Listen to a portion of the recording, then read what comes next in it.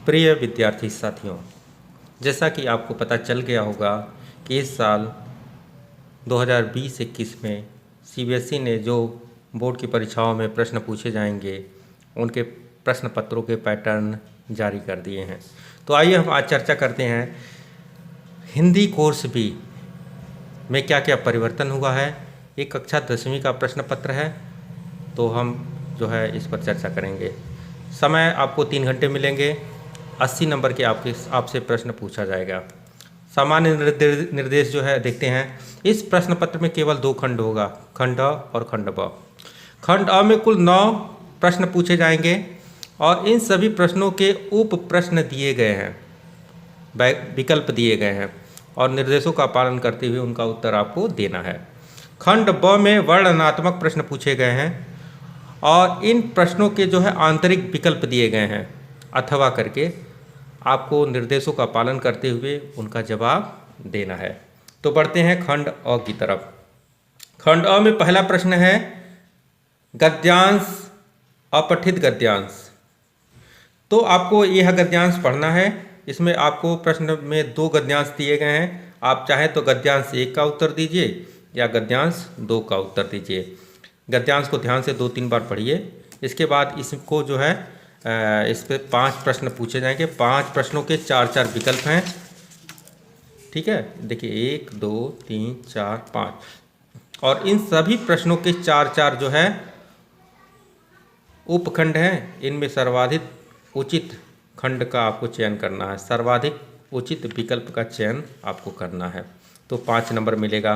चाहिए तो आप गद्यांश 1 का उत्तर दीजिए और चाहें तो गद्यांश, देखिए अथवा करके दिया है तो इसमें आपके ऊपर निर्भर करता है कि आप गद्यांश 1 का उत्तर देंगे या गद्यांश 2 का। दोनों के 5-5 अंक हैं और विकल्प समान है। यहाँ पर गद्यांश 2 है, इसके भी 1 2 3 और 4 5, ये 5 नंबर पूछे गए। प्रश्न 2 बिल्कुल प्रश्न 1 का ही जो है वह दूसरा रूप है। बिल्कुल प्रश्न 1 की तरह इसमें भी अपठित गद्यांश पूछा जाएगा। इसके भी गद्यांश 1 गद्यांश 2 रहेंगे। आपको जो उचित लगे बिल्कुल उसका उत्तर दीजिए। इसमें भी जो है 5 प्रश्न हैं, 5 के खंड हैं। इनमें से विकल्पों का चयन करिए।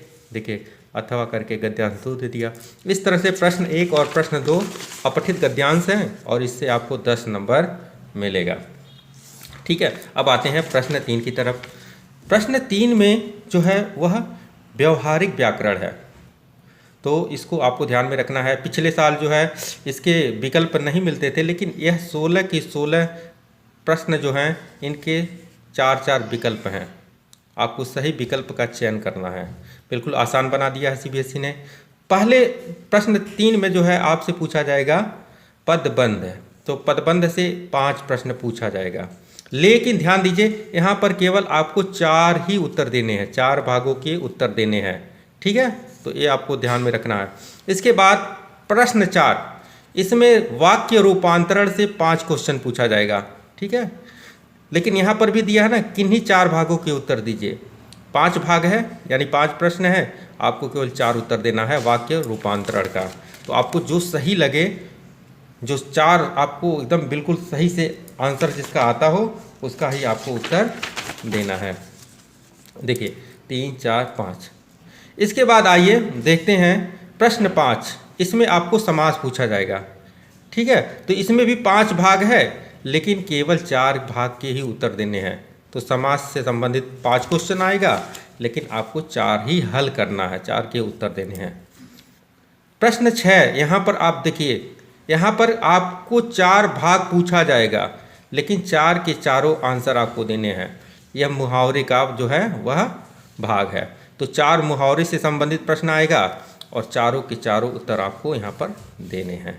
यहाँ ध्यान रखिए। बाकी प्रश्न 3 4 5 में आपको 5-5 प्रश्न पूछे गए, 4-4 करने थे, लेकिन प्रश्न 6 में आपको 4 पूछा जाएगा और चारों का आंसर आपको इन विकल्पों में से चयन करना है। अब आगे बढ़ते हैं। प्रश्न 7 जो है वह अपठित काव्य खंड है।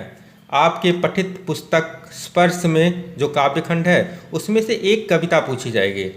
एक कविता का अंश दिया जाएगा और इस कविता से केवल 4 प्रश्न पूछे जाएंगे। ध्यान रखिएगा, गद्य खंड से 5-5 क्वेश्चन पूछे जा रहे थे, लेकिन यहाँ पर केवल 4 क्वेश्चन आपसे पूछे जाएंगे। 1 2 3 4, चारों के विकल्प हैं। आप इनमें से सर्वाधिक उचित विकल्प का चयन कीजिएगा। अब आते हैं प्रश्न 8।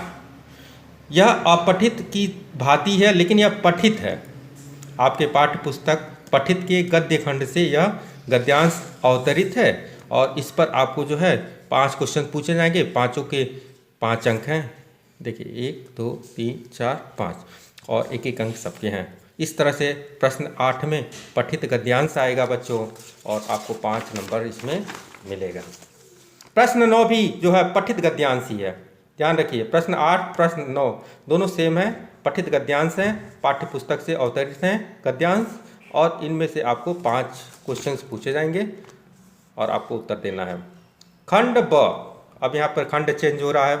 खंड ब जो है वर्णनात्मक प्रश्न है और इसमें पाठ्य पुस्तक एवं पूरक पाठ्य पुस्तक यानी संचयन और स्पर्श दोनों से प्रश्न पूछा जाएगा। 14 नंबर के प्रश्न आएंगे केवल। प्रश्न प्रश्न 10 जो है इसमें 3 प्रश्न पूछे जाएंगे, लेकिन आपको इन तीनों प्रश्नों में से केवल 2 के उत्तर देने हैं। शब्दों की सीमा 25 से 30 है। प्रश्न 11 काव्य खंड से 1 प्रश्न आएगा और यह 4 नंबर का रहेगा, इसमें कोई विकल्प नहीं है, इसलिए आपको प्रश्न 11 में जो पूछा जाए वही उत्तर लिखना है, 4 नंबर का। प्रश्न 12 में जो है इसमें आपको 3 प्रश्न पूछा जाएगा, 3-3 नंबर का आएगा, लेकिन इन तीनों में से केवल आपको 2 प्रश्नों के उत्तर देने हैं। शब्दों की मर्यादा 40 से 50 है। अब आते हैं हम लेखन में। लेखन में बच्चों प्रश्न 13 में अनुच्छेद पूछा जाएगा। अनुच्छेद में आपको 3 विकल्प मिलेगा, तीनों में जो है आपको दिशा निर्देश मिलेगा। इन दिशा निर्देशों का पालन करते हुए सबसे आसान विकल्प का आप चयन करके आप 6 नंबर पा सकते हैं। इसका 6 नंबर है। अब हम आते हैं, आगे बढ़ते हैं और प्रश्न 14 पे बढ़ते हैं। प्रश्न 14 जो है वह पत्र लेखन है। औपचारिक प्रश्न, औपचारिक पत्र आता है, आप लोग को पता ही है। 5 नंबर का प्रश्न है ये, आप इसका जवाब दीजिए। प्रश्न 15 में आपको सूचना लेखन आएगा। सूचना लेखन जो है वह क्या है, 30 से 40 शब्दों में लिखनी है। आपको विकल्प मिलेगा, जो उचित लगेगा, सरल लगेगा, उस पर आप लिखेंगे। 5 नंबर आपको इसके दिए जाएंगे। प्रश्न 16 में बच्चों आपको जो है विज्ञापन लेखन आएगा। इसमें भी आपको आपकी मनपसंद का जो विकल्प है उस पर लिखने को कहा गया है अथवा कर दिया गया है, यानी आपके सामने चयन कर सकते हैं किस पे आपको आसानी से लिख सकते हैं, जिसमें आपको 5 नंबर मिल जाए।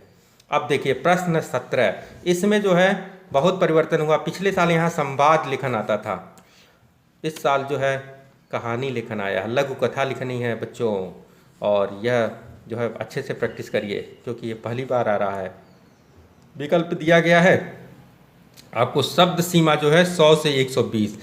इतना लंबा नहीं लिखना है कि आप जो है लिखते जाएं और उस कहानी का संदेश ही ना निकले। तो आपको जो है 100 से 120 शब्दों की एक छोटी सी कहानी लिखनी है। आपको विकल्प दिया जाएगा, टॉपिक दिया जाएगा, अपने मनपसंद टॉपिक पे आप वहाँ पे कहानी लिखिएगा। तो इस साल जो बदलाव हुआ है मैंने आपको बताया, इससे संबंधित एक और वीडियो मैं बनाऊँगा। कक्षा 10 कोर्स बी से संबंधित।